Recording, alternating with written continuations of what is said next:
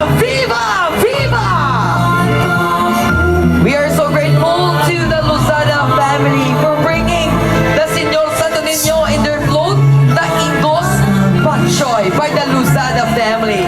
2025 marks the 105th anniversary of the birth of Patchoy.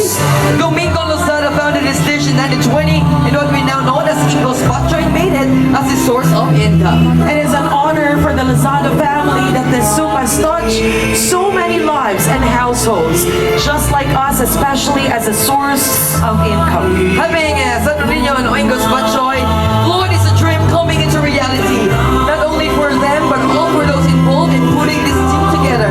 It is a blessing to bless Iloilo with one of its icons, Patchoy. Let this be an advocacy to let Patchoy be known globally and share its genuine taste as one of the Philippines, the legacies originating from the UNESCO's creative city of gastronomy and the city of love, Iloilo. Ren Lozada dos Santos would like to give honor to the pillars of Ingos Patchoy.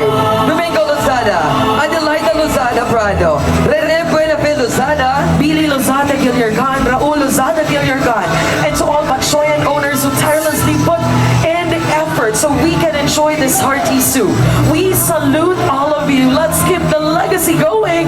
Viva Señor Santos!